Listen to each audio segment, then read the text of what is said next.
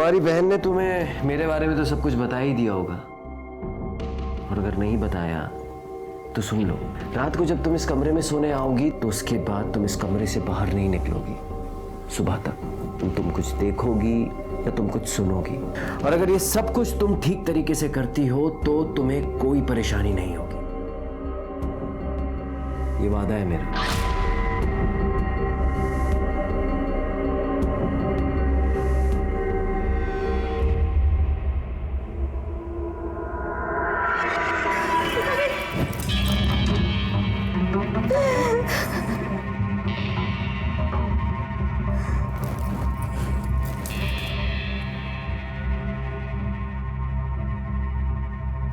चिंता मत करो, मैं कल भी तुम्हारी थी, आज भी तुम्हारी हूँ और कल भी तुम्हारी ही रहूंगी।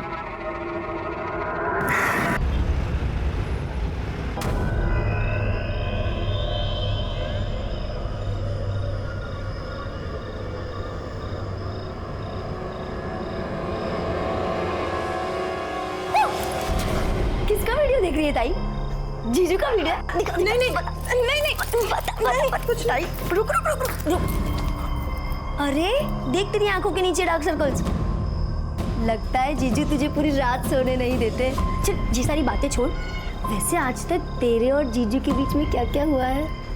अरे बता ना ताई, बता ना। प्रिया, सच बताऊं? हाँ बता। इधर आ। तेरे जीजू और मेरे बीच आज तक कुछ भी नहीं हुआ है, बल्कि वो तो रात भर कमरे में आते ही नहीं है। मैं अकेले कमरे में सोती हूँ। ताई देख, तू बुरा मत मान, मुझे ना जीजू का बर्ताव थोड़ा ठीक नहीं लग रहा। हो सकता है उनका कोई अफेयर हो। तू ना जीजू पे नजर रख।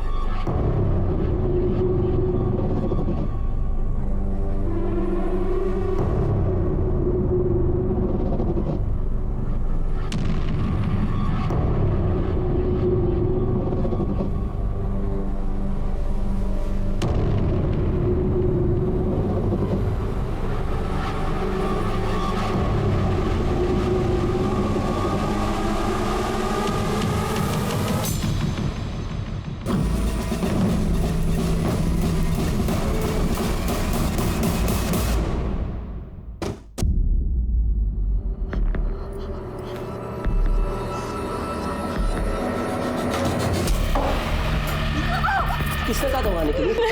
मना किया। एक बार बताए समझ में नहीं आता, रोने का नाटक बंद कर। लेकिन ये बात किसको बताई ना, जिंदा जला दूंगा तुझे, समझ ले।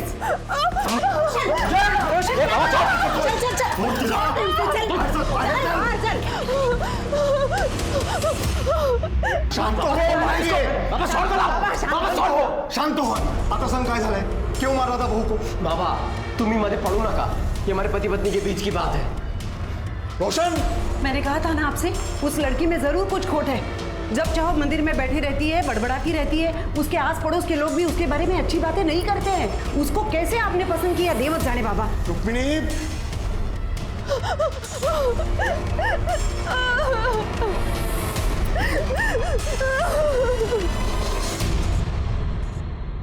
वहिनी, भाजी आणली बाजारातून, भाजी आणली।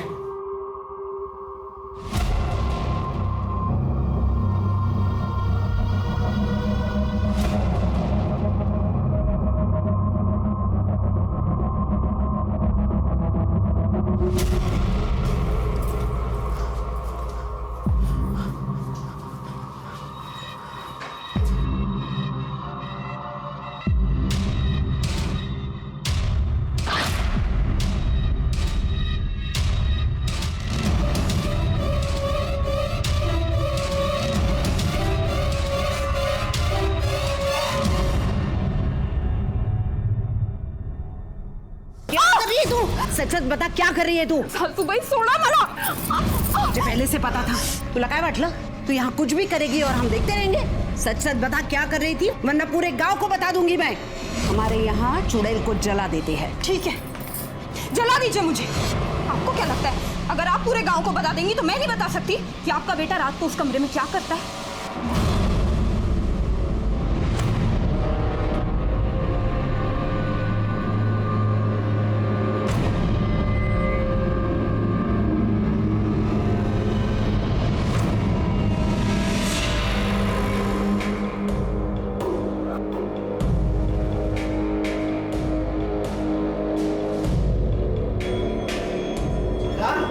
चित्रा, कहाँ गई थी तू? चित्रा कहाँ गई थी?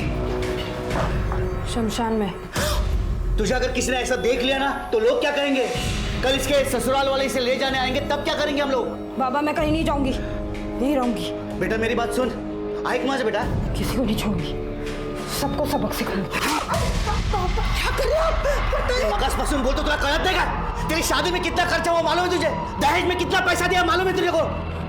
मेरे सर पर कितना कर्जा हुआ है, कम से कम इस बात का तो लिहाज कर. सुन, प्रिया की शादी होनी है. अगर तू ऐसा करेंगे तो उसकी शादी कैसे हो पाएगी? आप दोनों समझ क्यों नहीं रहे हो? नहीं जाना मुझे वहाँ. वो रोशन बिल्कुल अच्छा लड़का नहीं है. मैं खुश नहीं हूँ वहाँ. मैं नहीं जाऊंगी. चित्रा, चित्रा, आओ. हाँ. वो कृष्णा जी और रुक्मिणी जी को बुला लो. हो आता तेच केलं पाहिजे, कारण चित्रा काय ऐकत नाही आपलं.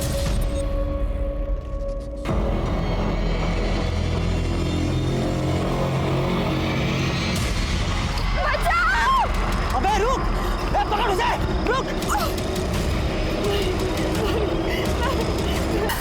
चित्रा बेटी मेरी बात सुनो, अब गुस्सा छोड़ दो. छोड़ दो मुझे. छूना नहीं. क्या हुआ चित्रा बेटा, सुनो. छोड़ो मुझे. क्या कर रही हो तुम?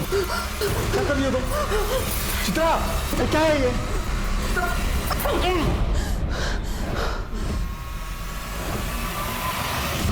भाऊ हमने चित्रा को समझाने की लाख कोशिश की, लेकिन वो हमारी बात सुन ही नहीं रही है. वो आपके घर आने के लिए राजी नहीं है. काय कर ऐसा था? मैं सब समझती हूँ. ये सब मिले हुए हैं, मिली भगत है इनकी, ताकि समाज में हमारे खानदान की नाक कट जाए. लोग तो बोलेंगे ना, देखो देखो इनकी बहू भाग गई, इनके बेटे में ही खोट है. नहीं नहीं ताई, ऐसी कोई बात नहीं है. हाँ हाँ, अगर ऐसा कुछ नहीं है तो गांव के सामने बता दो चित्रा तंत्र विद्या करती है. नहीं नहीं ताई, वो कुछ तंत्र विद्या वगैरह करती नहीं है. वो पूजा करती है, कुछ गलत काम नहीं करती, और अब वो वापस जाने के लिए तैयार नहीं है. लड़की वापस नहीं जाएगी तो बदनामी तो होगी ना. भाऊ बदनामी का क्या, वो तो पहले ही हो चुकी है. एक और बेटी है, तिशा लगना सका है. अब कौन करेगा उसके साथ शादी? एक रास्ता है दिनकर, तुम अपनी छोटी बेटी का ब्याह इनके बेटे रोशन से कर दो. लेकिन अरे लेकिन क्या, समझता हूँ शादी में कोई दहेज नहीं देना पड़ेगा. हाँ, और जो शादी में जो खर्चा लगेगा दोनों दिन बांट लेना. क्यों? सही बात. हो, आम्हाला चालेल. ठीक आहे, जशी तुमची इच्छा. बस मानता हो गई.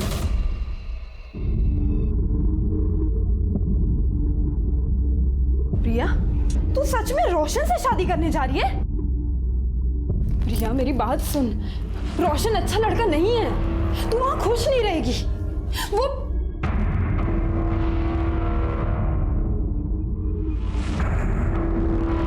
हाँ तो सही है. प्रिया, तूने उसकी बात नहीं सुनी ना, तो वो तुझे मारेगा, गाली देगा. ताई मैंने तय कर लिया है कि मैं रोशन से ही शादी करूँ.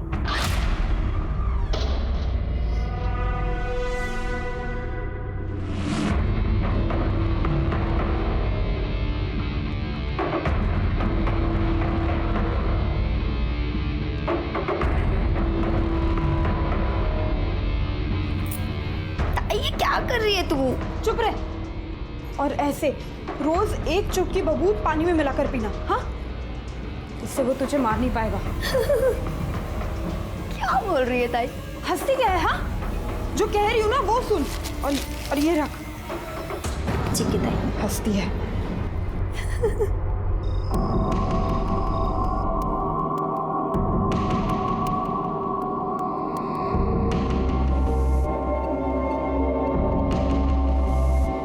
तुम्हारी बहन ने तुम्हें मेरे बारे में तो सब कुछ बता ही दिया होगा, और अगर नहीं बताया तो सुन लो. रात को जब तुम इस कमरे में सोने आओगी तो उसके बाद तुम इस कमरे से बाहर नहीं निकलोगी सुबह तक. तुम कुछ देखोगी या तुम कुछ सुनोगी। और अगर ये सब कुछ तुम ठीक तरीके से करती हो तो तुम्हें कोई परेशानी नहीं होगी। ये वादा है मेरा।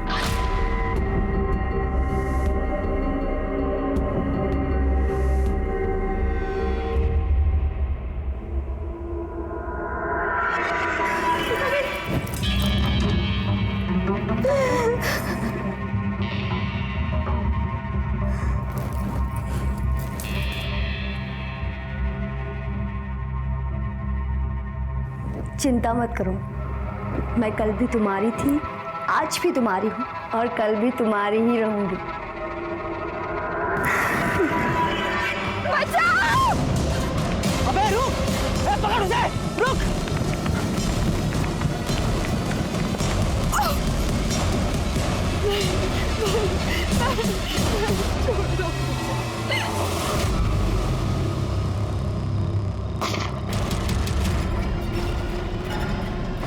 अरे बाप रे!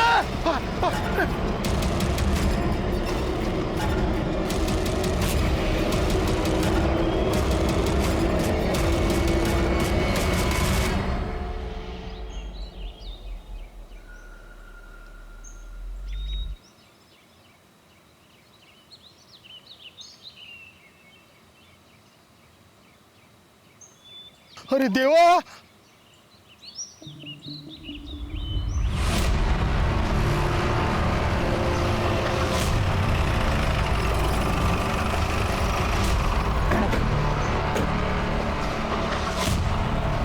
हटिए आप लोग, चलिए हटिए, चलिए चलिए दूर चलिए, चलिए साइड होइए, सबको पीछे करो।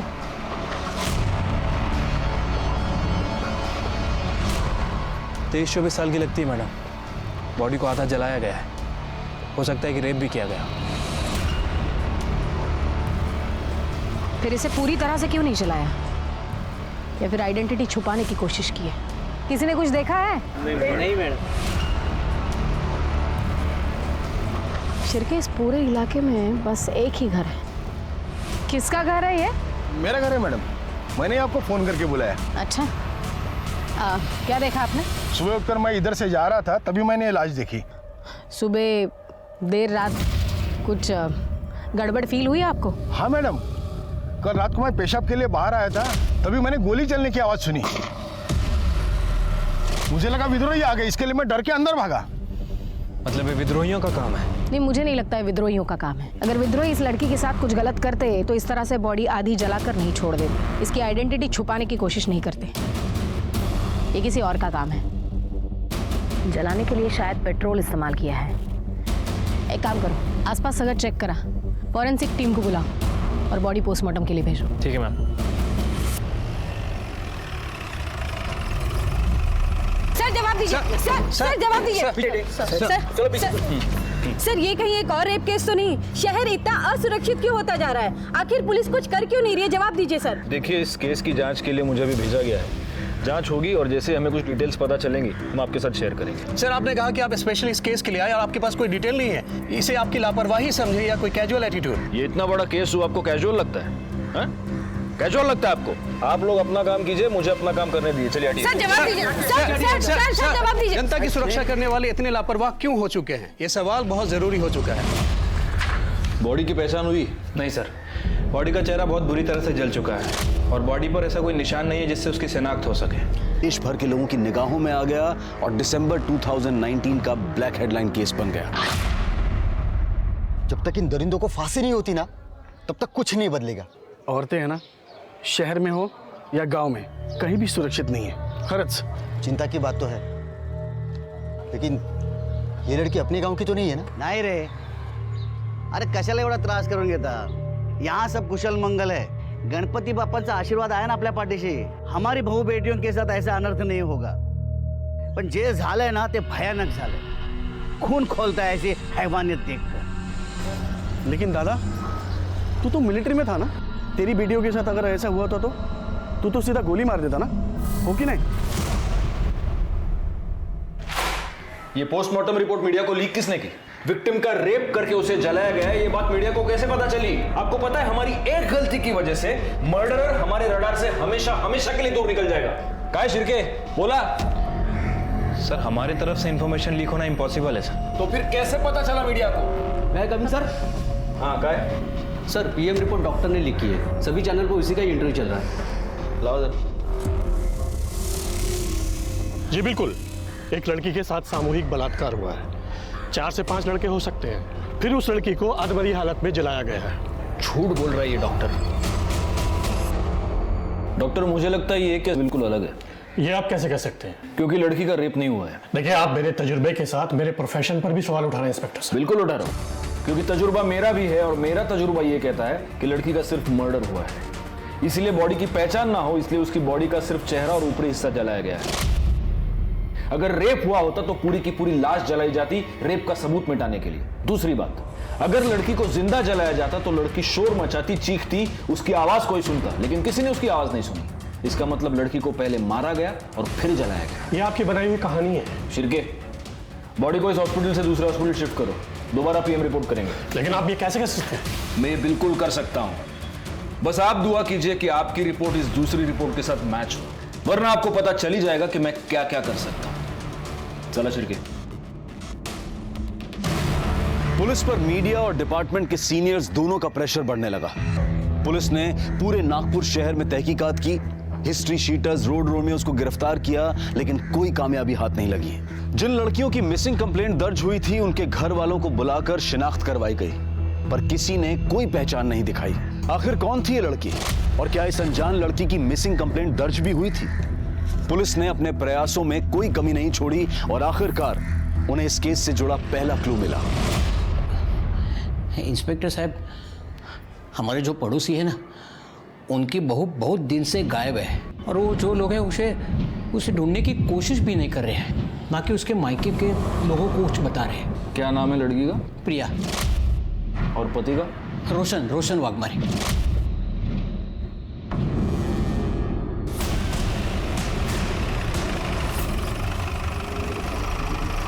जो भी है वो सच सच बता दो। पुलिस को गुमराह करने की कोशिश मत करना, वरना हमारे पास बहुत तरीके हैं सच उगलवाने के जो आप सह नहीं पाओगे।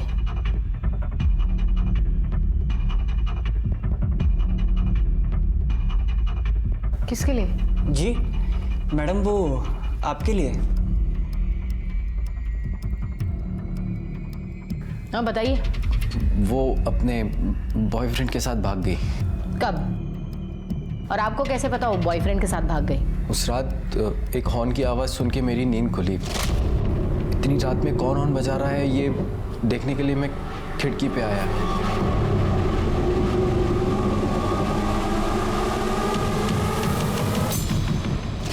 एक मिनट, आपकी बीवी और आप एक कमरे में एक दूसरे के आजू बाजू में सोए थे और आपको पता ही नहीं वो भाग गई?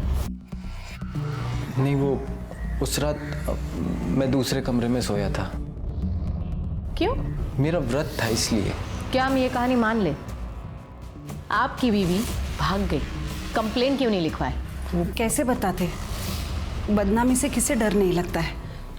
और हमारी बहू तो उसके आशिक के साथ भाग गई, ये जानने के बाद तो गांव वाले हमारा जीना मुश्किल कर देते। आपको भी डर था बदनामी का? इज्जत कमाने में सालों लग जाते हैं। देख, 2 कौड़ी की लड़की के लिए इज्जत को कैसे दांव पे लगा सकते हैं? ये बताइए, उसके बॉयफ्रेंड का नाम क्या है? उसका नाम शायद नवीन था। शिरके, प्रिया के मोबाइल सर्विलेंस पे लगा दो, उसकी कॉल डिटेल्स निकलवाओ, पता करो वो सबसे ज्यादा किससे बात करती है। एक बार उसके बॉयफ्रेंड का पता चले तो उस तक पहुंचना आसान होगा।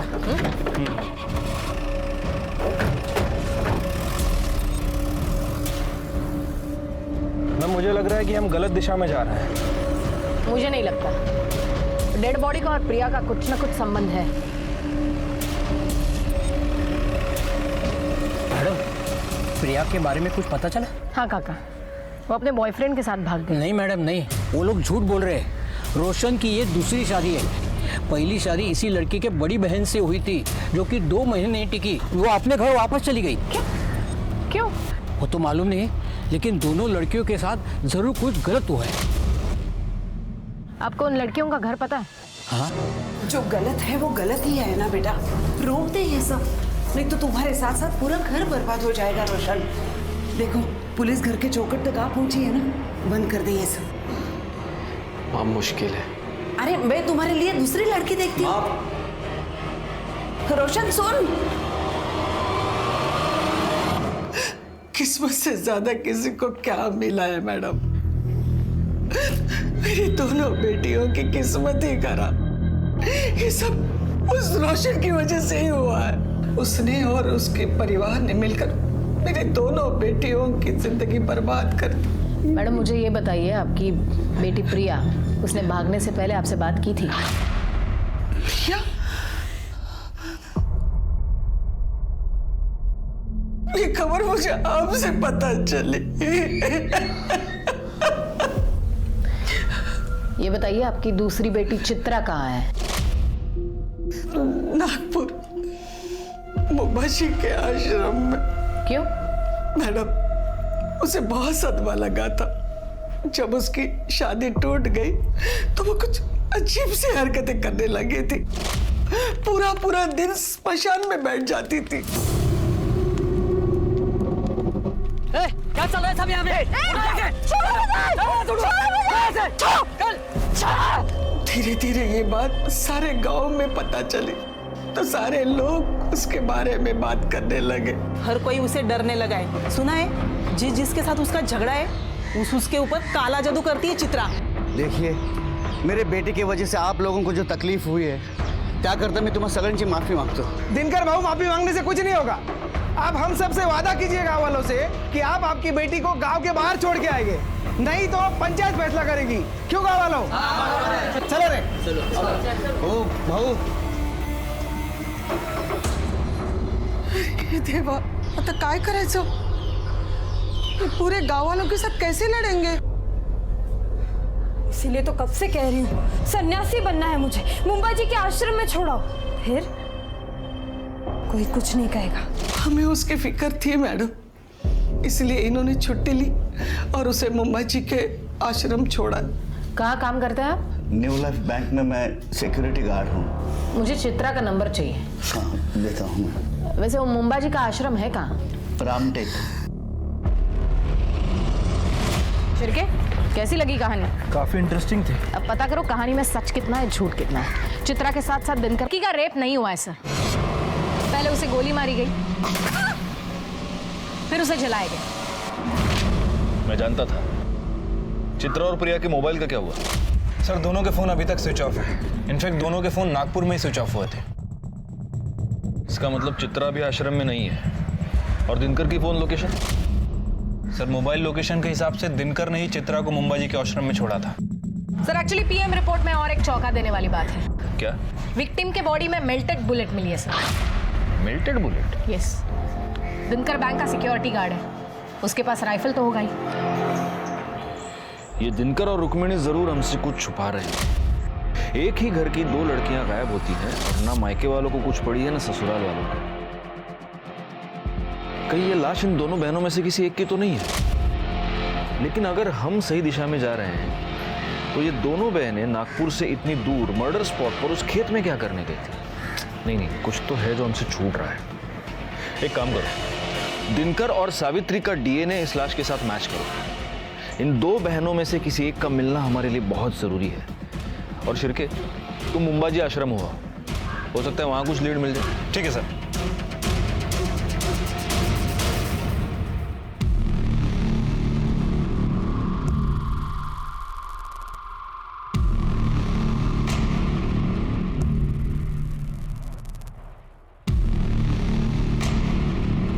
बाबा जी की जय हो। जय हो। ये आपके लिए। बढ़िया। बाबा जी, हम चित्रा के मामा मामी हैं। चित्रा अक्सर यहाँ पे आती थी, आपको तो पता ही होगा। बहुत होनहार छात्र थी हमारी। उसे हमेशा कुछ न कुछ नया सीखने की चाहत थी। बहुत मानती थी मुझे। उसे तांत्रिक विद्या सीखनी थी, इसलिए यहाँ आई थी। अच्छा, तो अभी चित्रा कहाँ पे है बाबा जी? पता नहीं बेटा। आप यहाँ आने जाने वाले लोगों का रिकॉर्ड तो रखते ही होंगे बाबा जी। बेटा, ये भगवान का घर है। यहाँ हर कोई अपनी मर्जी से आता है, अपनी मर्जी से चला जाता है। हाँ, वो बात तो है। आपने कहा कि वो आपकी होनहार छात्रा थी, तो फिर उसने आपको तो बताया होगा कि वो कहाँ गई है या फिर कहाँ जा सकती है। आप उसकी बहन से पूछ लीजिए, वो उसके पास रहेगी। बाबा जी, प्रिया भी यहाँ आती थी? हाँ, कभी कभी आती थी। अभी हाल ही में कुछ दिनों पहले आई थी। क्यों बाबा जी? अब इतना तो पता नहीं बेटा, लेकिन दोनों काफी दुविधा में थी। शायद कुछ पैसों का मामला था। चल निकल यहाँ से। अब काय को आई है मेरे पास पैसे मांगने? हाँ, जब तेरे को चिल्ला चिल्ला कर बोल रही थी कि मत कर उससे शादी। अरे शुक्रिया तो तुझे मेरा करना चाहिए। मेरी वजह से तू शादी से बाहर आ पाई है। अगर मैं नहीं होती तो अभी तक तू वहीं सड़ रही होती। अच्छा, इतना प्यार? चल चल, झूठ मत बोल। बढ़िया ये एहसान करने वाली। और एक बात याद रख, मैंने नहीं बोला था तुझे उस दलदल में जाने को। हाँ, अब गई है ना तो खुद ही बाहर निकल। हाँ हाँ निकल जाऊं। मुझे पैसे की जरूरत है। मेरे पास कहाँ है पैसे? ठीक है, तू बाबा को फोन लगा और बोल तेरे हिस्से के जो पैसे है ना वो मुझे दे दे। तू जानती नहीं है दीदी, नवीन को पाने के लिए मैंने उस घटिया रोशन से शादी की है। मतलब समझ रही मैं क्या क्या कर सकती। चल ला पैसे निकाल। की दे रही है मुझे? जा, नहीं देती पैसे। जो करना है कर ले, चल जा। दोनों बहनें गायब थी। दोनों में पैसों की वजह से अनबन हो चुकी थी। क्या यह कारण था उन दोनों में से किसी एक के कत्ल का, या फिर कारण कुछ और था जहां पुलिस अभी तक पहुंच नहीं पाई थी? सावित्री और दिनकर की डीएनए रिपोर्ट से यह साबित हो चुका था कि कत्ल चित्रा या प्रिया में से किसी एक का हुआ था, लेकिन किसका? और आखिर इसके पीछे की वजह क्या थी? मेरे बच्चे। दूसरी रिपोर्ट से यह साबित हो गया था कि लड़की का बलात्कार नहीं हुआ था, और उसके शरीर में मिली मेल्टेड बुलेट ये बता रही थी कि उसकी गोली मारकर हत्या की गई थी। क्या राइफल याद है? इसी से मारा ना अपनी बेटी को? नहीं नहीं मैडम, भला मैं क्यों मारूंगा अपने बेटी को? क्या वजह हो सकती है? अगर तुमने चित्रा को मारा है तो वजह यह है कि तुम उससे तंग आ गए थे, क्योंकि चित्रा अपनी शादी तोड़कर तुम्हारे पास वापस आ गई थी, तुम्हारी नाक कट गई थी। और अगर तुमने प्रिया को मारा है तो उसकी वजह भी हम पता लगा लेंगे। नहीं साहब, मैं सच बोल रहा हूँ, मैंने किसी को नहीं मारा है। आप यकीन कीजिए मेरा। फिर ये राइफल खाली क्यों है? साहब कैसे सांगो तुम्हाला, हमें बुलेट्स घर लाने के लिए अलाउड नहीं है, और वैसे भी ड्यूटी खत्म होते ही मैं बुलेट्स सरेंडर कर देता हूँ। अच्छा, इस कागज में साफ लिखा है कि तुमने 2 एक्स्ट्रा बुलेट्स खरीदी थी, उसका क्या? साहब वो दशहरे के दिन शस्त्र पूजा होती है ना, उस दिन मैं एक बुलेट फायर करता हूँ। पिछले साल भी दशहरे के दिन मैंने एक बुलेट फायर की थी। और दूसरी बुलेट सीधे अपनी बेटी पे फायर की है ना? नहीं साहब, वो बुलेट जो है ना, एक बुलेट वो मैं शिकार पे गया था तभी फायर की थी मैंने। झूठ बहुत अच्छा बोलता है रे तू, लेकिन बैलिस्टिक रिपोर्ट से ये पता चल जाएगा कि तूने अपनी बेटी का मर्डर किया है या नहीं। पुलिस अभी तक इस नतीजे पर नहीं पहुंची थी कि आखिर कत्ल किसका हुआ है, प्रिया का या चित्रा का। केस अंदर ही अंदर नया जाल बुन रहा था, और तभी पुलिस के हाथ इस केस की सबसे महत्वपूर्ण कड़ी लगी। प्रिया का बॉयफ्रेंड नवीन, जो अब तक फरार था। प्रिया की शादी होने के बाद तुम्हारा उसमें इंटरेस्ट खत्म हो चुका था, लेकिन प्रिया सिर्फ तुम्ही से शादी करना चाहती थी, और वो इसलिए तुमसे जबरदस्ती कर रही थी। उससे तंग आकर तुमने प्रिया का मर्डर कर दिया, और उसकी लाश कोई ना पहचाने इसलिए उसकी लाश को जला दिया। ये हमको पता है। अब तुम सिर्फ इतना बताओ कि वो राइफल कहां से लाए थे। नहीं सर, मैंने कुछ नहीं किया सर, और प्रिया जिंदा है। क्या? प्रिया जिंदा है? हाँ सर, और हम दोनों ने शादी भी कर ली है। सर, प्रिया के आई बाबा ने उसकी शादी रोशन से तय की थी। और उसके बावजूद तुमने प्रिया से शादी की? हाँ सर, उसके शादीशुदा होने के बावजूद भी मैंने उससे शादी कर ली, क्योंकि सर उसने जो मुझे दिखाया सर, वो देख के मैं हैरान हो गया था। प्रिया तू काम आजा आगे लग लिया इस। नवीन, तुम इतना सोच क्यों रहे हो? अब जल्द से जल्द हम भाग जाते हैं, फिर सारी जिंदगी हम साथ में रहेंगे। नवीन, काय झालंय तुला? कुछ बोलता क्यों नहीं है तू? देखो प्रिया, मैं तुम्हारे साथ नहीं आ सकता। तुम्हारी शादी को बहुत दिन हो चुके हैं। नवीन बग, मेरे और रोशन के बीच में कभी कुछ नहीं था, और ना ही कुछ हुआ है। तुम कहना क्या चाहती हो? मैं तुझे कुछ दिखाती हूँ। ये बग,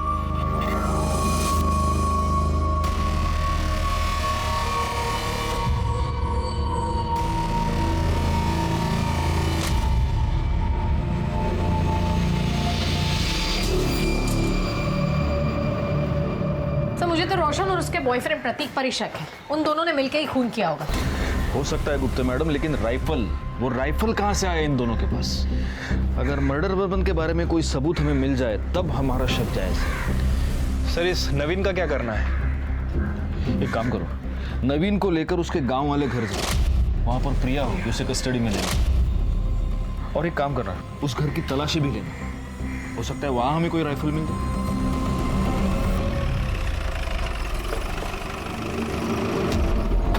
सा घर है? सर वो वाला। नवीन, अंदर चेक करो जरा। प्लीज। प्रिया कहाँ है? कल रात तक तो प्रिया यही थी, लेकिन वो चली गई। कहाँ चली गई? कुछ बता के तो गई होगी ना।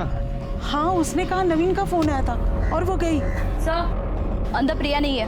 मुझे लगा कि नवीन ने उसे बुलाया होगा। मतलब प्रिया के पास मोबाइल फोन है? जी। तुम्हारा फोन दो। ये फोन कस्टडी में रखो, आज नहीं तो कल प्रिया जरूर इसे फोन करेगी। प्रिया जिंदा है क्योंकि अभी अभी 4-5 घंटे पहले वो नवीन के घर से भागी है। इसका मतलब मर्डर चित्रा का हुआ है। लेकिन प्रिया ने कुछ किया ही नहीं है, तो वो भागी क्यों? हो सकता है प्रिया ने ही चित्रा का मर्डर किया हो, वजह कुछ भी हो सकती है। सर, लेकिन रोशन को चित्रा से प्रॉब्लम थी क्योंकि उसे लड़कियों में कोई दिलचस्पी नहीं थी। हो सकता है रोशन और प्रतीक ने मिलके चित्रा को मारा हो। सर, शहर में जिन लोगों के पास लाइसेंस राइफल है, ये उसकी लिस्ट है।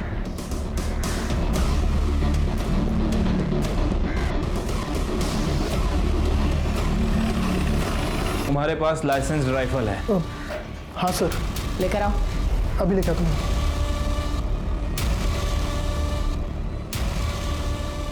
बुलेट्स कहाँ है? हाँ सर।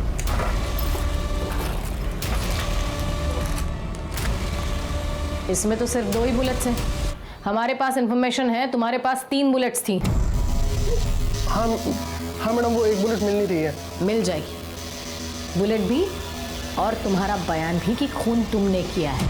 अगर इस राइफल से बुलेट चली है तो बुलेट जरूर मिल जाएगी। तब तक तुम हमारे मेहमान बनो। इस राइफल को बैलिस्टिक रिपोर्ट्स के लिए भेजो।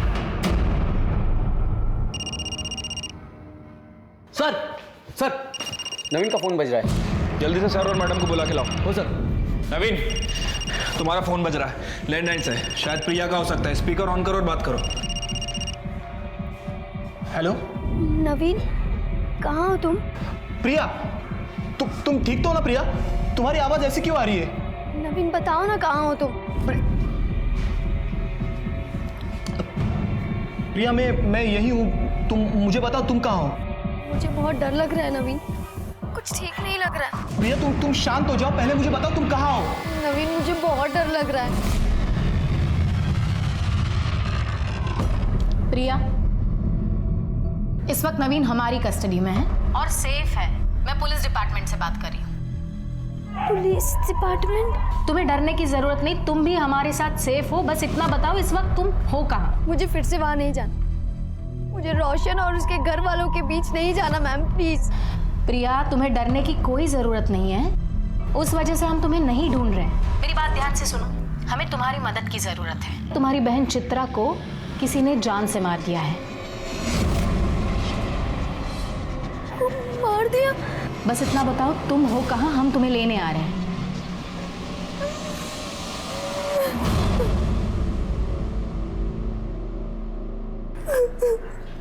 अब हमें बताओ, तुमने चित्रा को क्यों मारा? मैंने ऐसे कुछ नहीं किया है मैडम। मैं अपनी ताई को क्यों मारूंगी? तुम झूठ बोल रही हो। सच ये है कि तुम अंबाजी आश्रम गई थी चित्रा से मिलने के लिए। वहां पर तुम्हारा और चित्रा का झगड़ा हुआ। झगड़ा पैसों को लेकर हुआ था। तुमने चित्रा के पास पैसे मांगे, चित्रा ने तुम्हें पैसे देने से इनकार कर दिया। इसलिए फिर तुमने कॉल करके चित्रा को बुलाया और उसका मर्डर कर दिया। नहीं सर, ये सब झूठ है। मैंने मेरी ताई को नहीं मारा और हमारे बीच कोई झगड़ा भी नहीं हुआ था। अवधूत ने तो हमें बताया तुमने चित्रा को जान से मारने की धमकी दी थी। नहीं मैम, ये सब झूठ है। धमकी दे रही है तू मुझे? जा, नहीं देती पैसे। जो करना है कर ले, चल जा। धमकी नहीं दे रही हूँ दीदी, मैं खुद बहुत परेशान हूँ। मैं नवीन से बहुत प्यार करती हूँ दीदी, और सिर्फ आप ही हो जो मेरी मदद कर सकते हैं। मैं नवीन से शादी करना चाहती हूँ।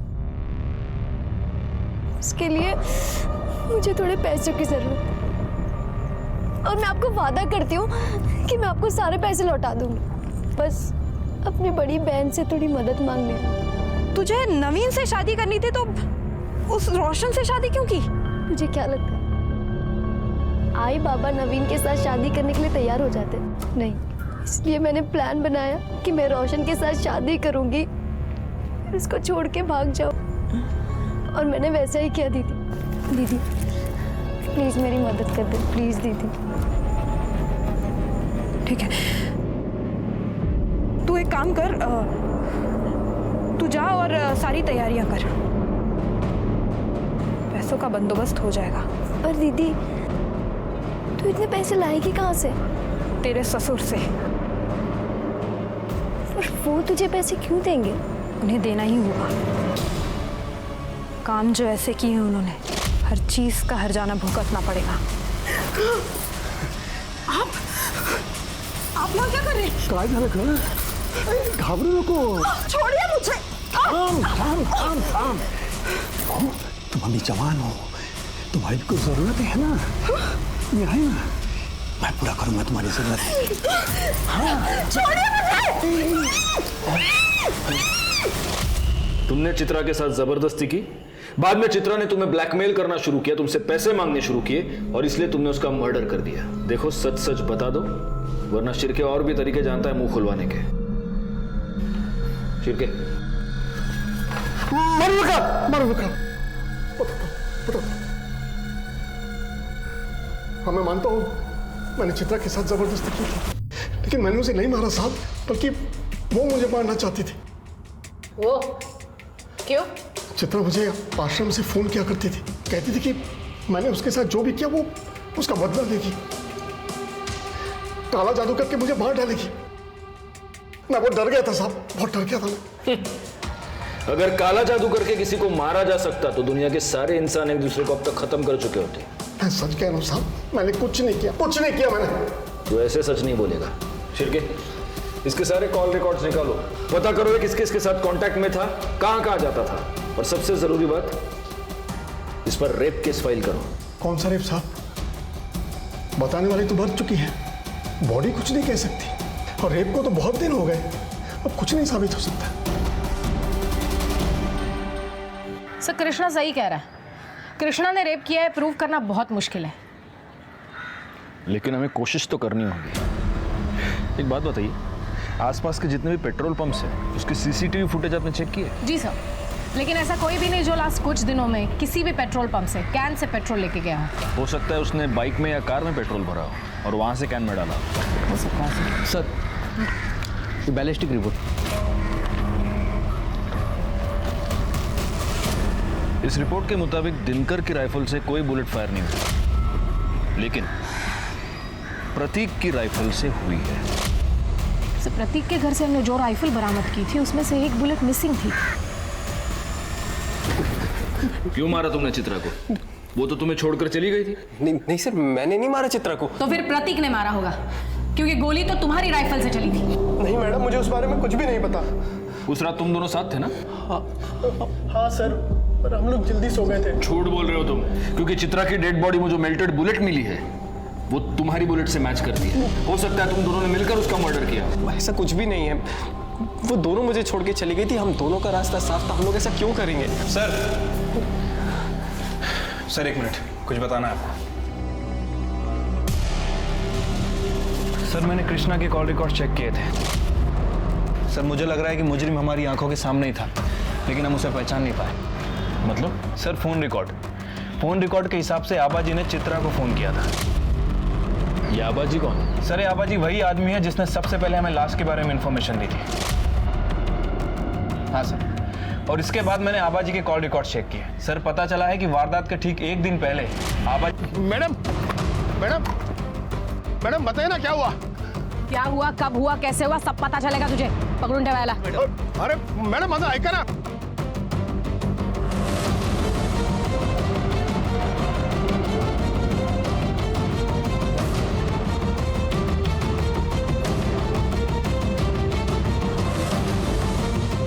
मैम, अंदर ही कैन और पाइप मिला है।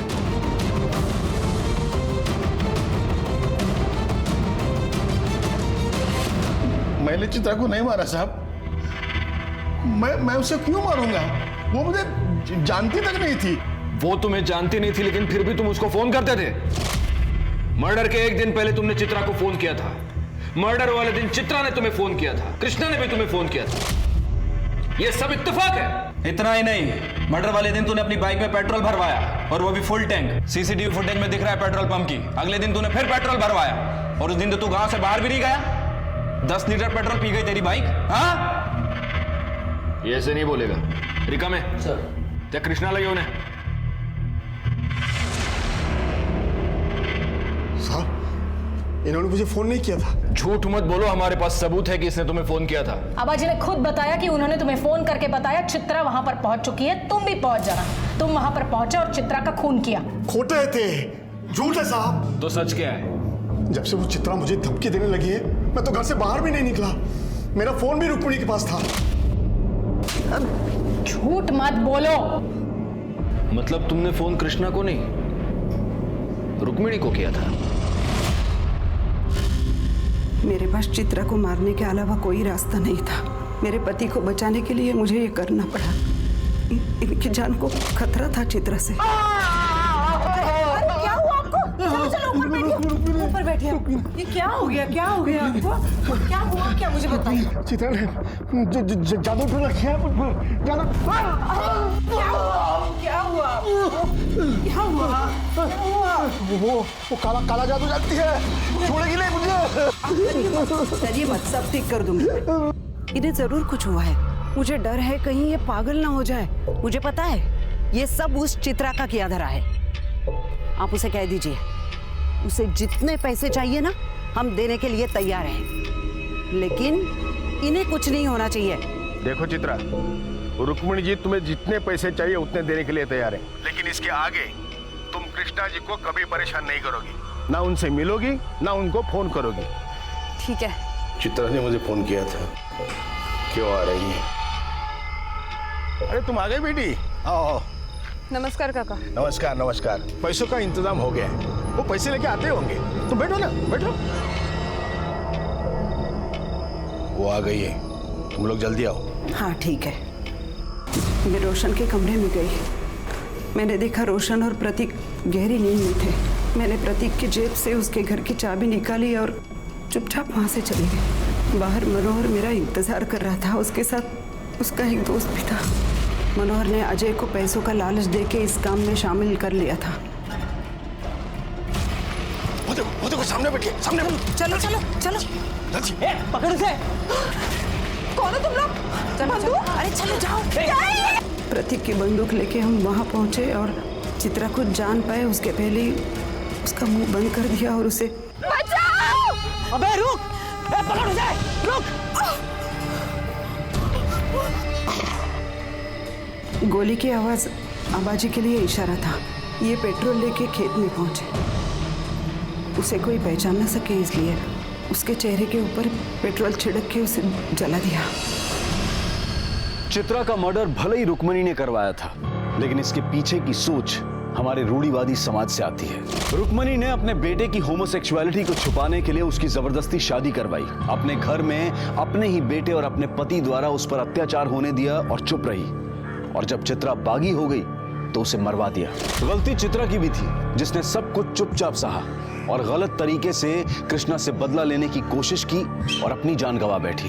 ये बात याद रखना बहुत जरूरी है कि बुराई से बुराई पर जीत नामुमकिन है।